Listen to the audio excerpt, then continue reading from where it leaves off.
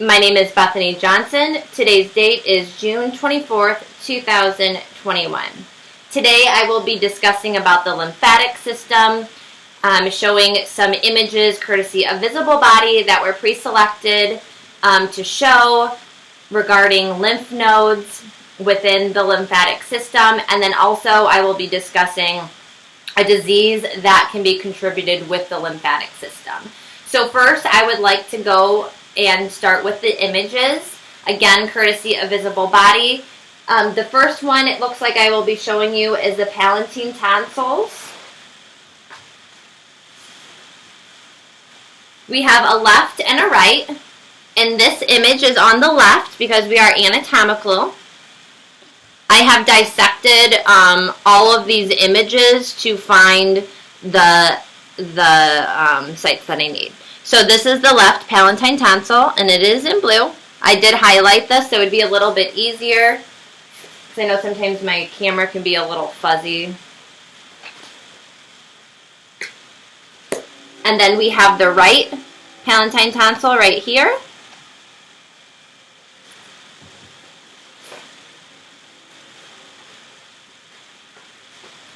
The next image is the spleen. And this blue area right here kind of looks like a kidney. It kind of looks like a kidney. But this is the spleen. We only have one spleen. Unlike kidneys, we have a left and a right. So it's an easy way to remember that. The next one I have is the thymus. And that's right here.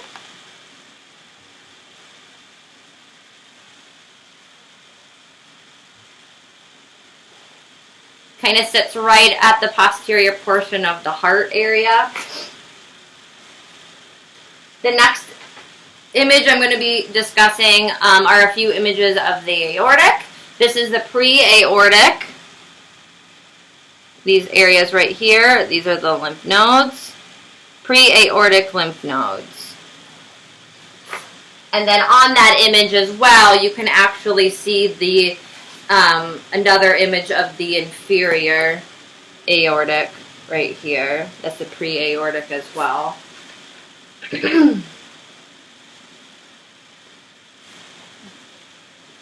Now I will be showing you the celiac lymph nodes, or the celiac aortic lymph nodes. Sorry, lost my train of thought. Okay, right here. Blue right here. Now I'm going to be going over the axillary. I have the subcapsular, and this is the right side. And these are these little blue areas, 1, 2, 3, 4, subcapsular, axillary. And then we have the subcapsular left axillary. 1, 2, 3, and then 4. We have an anterior right axillary, and that's more of the pectoral side. Like right there. And this image is on the right hand side. We have 1, 2, 3, 4. And then the pectoral left anterior axillary. 1, 2, 3, 4. And then that would be on the left side. The central axillary, also called the intermediate. And this area is right up here. They're just kind of in a cluster. There's 3 of them. And then again, the left intermediate central axillary I have right here. And that is right here, 1, 2, 3. And then now I will be going over the cervical lymph nodes. So first one I have here looks like the cervical deep on the right hand side. And there is 3. There's 1, 2, and then there's 1 hiding behind here, which is the 3rd. And then I have the cervical left deep lymph nodes on the left. 1 and 2.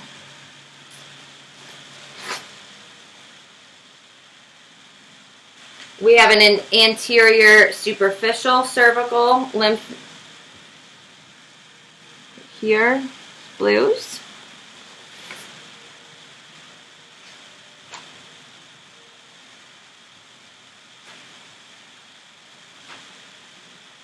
And then we have the deep inguinal. I will go over the inguinals now. Deep inguinal on the right hand, it looks like this one is 1, 2, 3, 4. Deep inguinal on the right side. And then we'll do the deep inguinal on the left, right up here.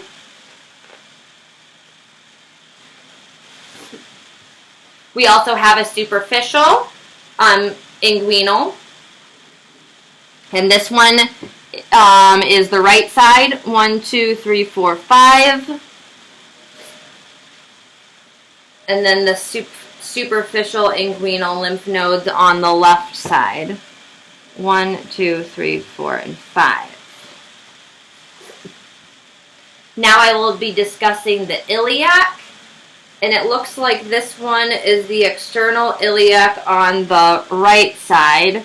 1, 2, 3, 4, 5, 6, 7. External iliac on the right. And then we have the external iliac on the left. 1, 2, 3, 4, 5, 6, 7, 8.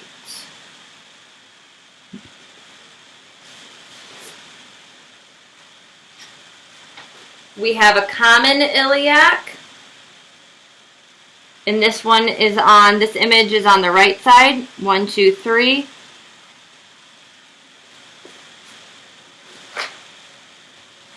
And then the common on the left. The common iliac on the left. 1, 2, 3, 4, and 5. The internal iliac, better known as epigastric, we have on the right hand side. 1, 2, 3, 4, and 5.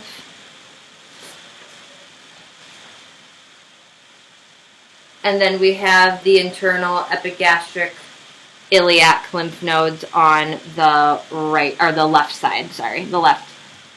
1, 2, 3, 4, 5. Now I will be discussing the tracheobronchial. We have a superior tracheobronchial. This is on the right side. 1, 2, 3. Tracheobronchial superior. And then the superior tracheobronchial on the left-hand side. 1, 2, 3. And then the inferior tracheobronchial. 1, 2, 3, 4. And let me get my image again of the superior so we can see where that's at. It's actually kind of hidden in here, but you can kind of see this is the superior tracheobronchial, this is the inferior tracheobronchial. So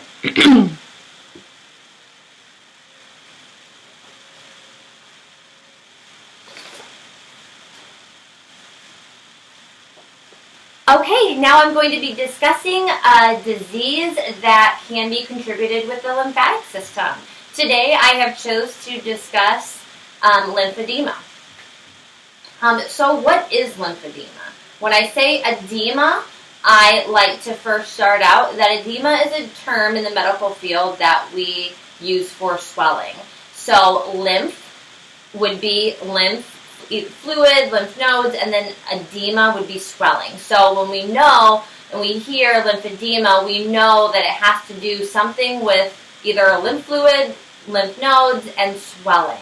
So right off the bat, I like to just discuss that so the terms are out in the open so nobody is confused when I use the term edema, because I will be addressing that throughout this presentation. So lymphedema is actually caused by edema due to the buildup of actually lymph fluid within the body.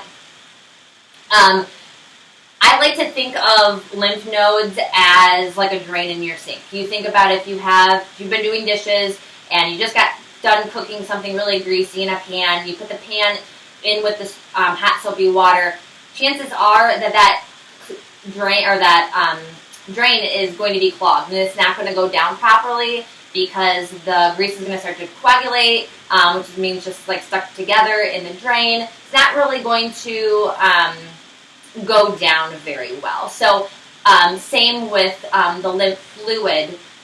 It builds up. Lymphedema has so much swelling in it that it builds up of lymph fluid within the body.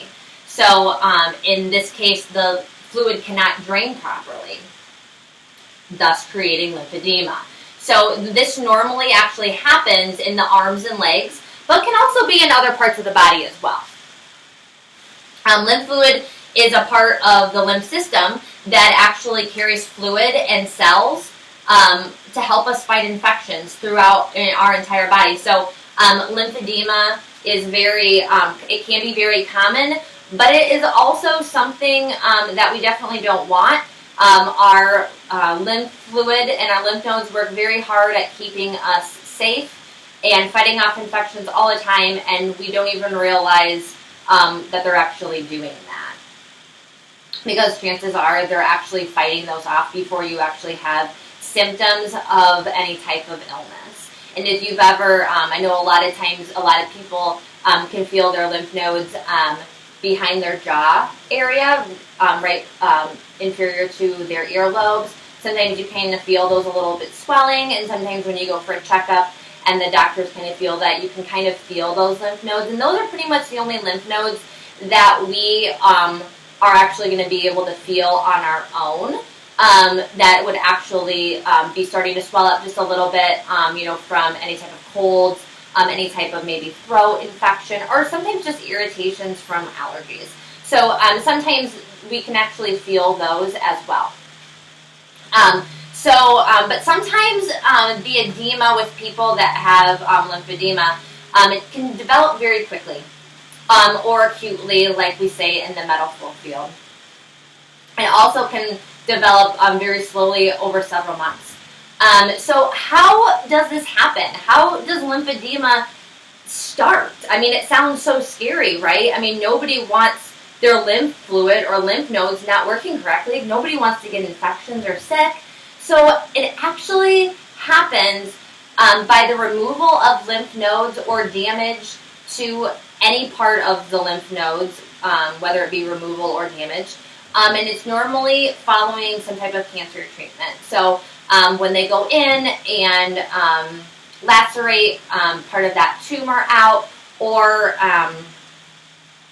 an area, that might have been disturbed during the surgery, whether, again, if that's a removal, that some lymph nodes had to be removed, or maybe they were just damaged during the procedure. That can also be a contributor to getting the lymphedema because it actually causes the fluid to build up in the surrounding tissues. So some of the symptoms of lymphedema that you would definitely want to look for, especially after a procedure, especially you would want to look for your arm or your leg or any other part of your body that would have any type of scant edema. And when I say scant, I mean a little tiny bit, but it definitely, the edema definitely gets bigger over time. So you would definitely see a little bit of swelling, maybe in the arm or the leg, like I said, and then it just gets bigger over time. Edema actually causes the skin to kind of take on this thicker or leathery appearance in the affected extremities, and extremities would be your arms or your legs. So how can lymphedema be treated? Well, at this point, unfortunately, there is no cure for lymphedema, but the ultimate goal of treatment would just to be reduce the edema at the site and to keep it from getting worse. And of course, to relieve symptoms of any type of pain. Most of the time, following any type of surgery procedure, Most people wear compression stockings normally 10 to 14 days following surgery. These compression stockings, sometimes we're called TED hose, they actually help apply pressure to your extremities on your legs, normally, especially after surgery, whether they are knee-high or thigh-high, depending on whatever the surgeon would like you to wear, but that actually helps the lymph fluid drain properly. So that is definitely one of the treatments. But also diet, exercise, losing weight if that is needed can all help relieve the symptoms of pain that somebody would be feeling. But again, unfortunately, at this point, there is no cure for lymphedema. So we would just definitely want to relieve any symptoms of pain that the individual would have and help them to keep exercising as well to get their fluid to continue to go out. Also, before I forget, lymphatic drainage massages are excellent at helping. You would go to a certified massage therapist that is licensed in lymphatic massages, and they can do special techniques to help push that lymph fluid out of your body. You definitely want to drink a lot more water, fluids to help circulate that out too. So, and I've actually personally had lymphatic drainage massages done after surgeries, and I think that that definitely helps reduce swelling as well within the whole body, as well as more of a natural approach as well to restoring your body back to normal health. So thank you very much for this presentation. Thank you for watching. Bye.